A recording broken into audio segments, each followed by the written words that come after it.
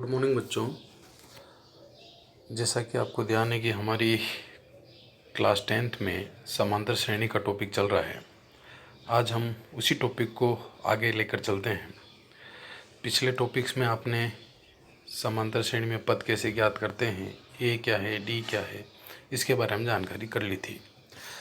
आज हम एक ये नया सवाल लेके आए हैं जिसमें हमको इनके जो फिल इन द ब्लैंक्स हैं इनको हमें पूरा करना है।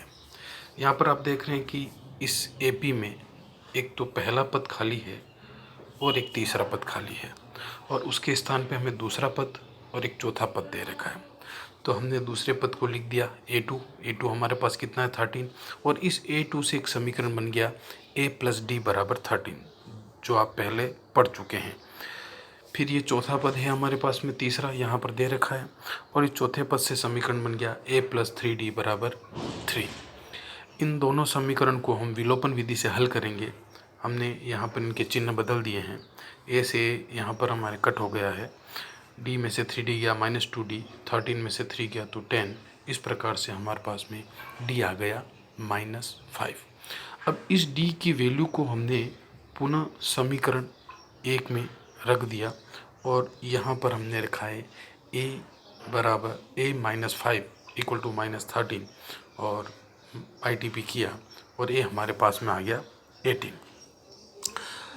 तो a 18 और d -5, जब हमारे पास में a और d दोनों होते हैं तो हम कोई सा भी पद ज्ञात कर सकते हैं। अब हमें पहला पद ज्ञात करने की ज़रूरत नहीं, क्योंकि हमारे पास में पहला पद a हमारे पास में 18 आ गया है। और अब हमें तीसरा पद ज्ञात करना है, यानी a3 हमें ज्ञात करना है।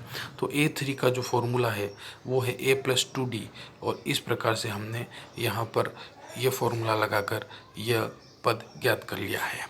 तो हमें ध्यान रखना है कि हमें रिक्त स्थान कौन से पद पर दे रखा है। इसी प्रकार का एक सवाल हम और देखते हैं। यहाँ पर इस सवाल को आप देखिए, हमें यहाँ पर पहला पद दिया हुआ है, यानी ए हमको दिया हुआ, हमने ए यहाँ पर लिख दिया है। और हमें यहाँ पर देखें, ये जो 6 है ये कौन सा पद हुआ, पहला, दूसरा, तीसरा, चौथा, पांचवा और छठा, यानी कि छठा पद जो हमारे पास में यहाँ पर दे रखा है वो है 6। तो पहले पद का समीकरण तो कुछ बनेगा नहीं, और हमने छठे पद का समीकरण बना दिया a + 5d = 6। इस समीकरण में हमने a की वैल्यू रख दी -4, और a की वैल्यू रखने से हमने यहाँ पर d की वैल्यू निकाल दी 2। एक जानकारी यहाँ पर पुनः देना चाहता हूँ, क्योंकि यह हमने a हमारे पास यहाँ पर ऑलरेडी था और इसकी सहायता से हमने यहाँ पर डी भी प्राप्त कर लिया। फिर आपने देखें कि हमको दूसरा पद ज्ञात करना है, तो मैंने a2 ज्ञात करना है, फिर तीसरा पद ज्ञात करना है, a3 ज्ञात करना है। इसी प्रकार से कंटिन्यू आप आगे a4 और a5 भी ज्ञात कर सकते हैं। अगला सवाल लेते हैं हम, तीसरा बहुत महत्वपूर्ण सवाल है, इसको ध्यान से पढ़ लें एक बार। 3 अंकों वाली कितनी संख्या 7 से विभाज्य है। पहले हम बात करेंगे 3 अंकों की संख्या होती क्या है। 3 अंकों की संख्या यानी कि जिनमें 3 अंक हो। कहाँ से शुरू होती है, ये अंक शुरू होती है 100 से, और कहाँ ख़त्म होती है, ये ख़त्म होती है 999 पर। तो संख्या 3 अंकों की 100 से शुरू होती है और 999 पर समाप्त होती है। अब देखिए सवाल क्या पूछ रहा है। सवाल हमें पूछ रहा है कि कितनी संख्या 7 से विभाज्य है, यानी कि ऐसी कितनी संख्याएं हैं जिनके अंदर 7 का भाग जाता हो। तो हमने पता क्या कि भाई सबसे पहली संख्या 105 है। कैसे पता हुई, 105 के अंदर में 7 का भाग अगर हम देते हैं तो 7 1 जा 7, 3 35 बचा, 7 5 जा 35।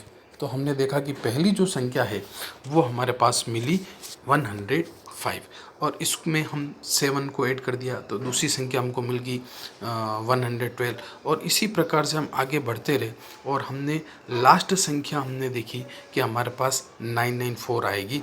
ये भी हम भाग के द्वारा ज्ञात कर सकते हैं। तो पहला पद हमारे पास यानी ए हमारे पास में आ गया 105, और डी हमारे पास में आ गया 7, 112 से 1, और ये लास्ट पद जो हमें दे रखा है 994, ये हमारे पास में हो गया ए एन, जिसे बोलेंगे।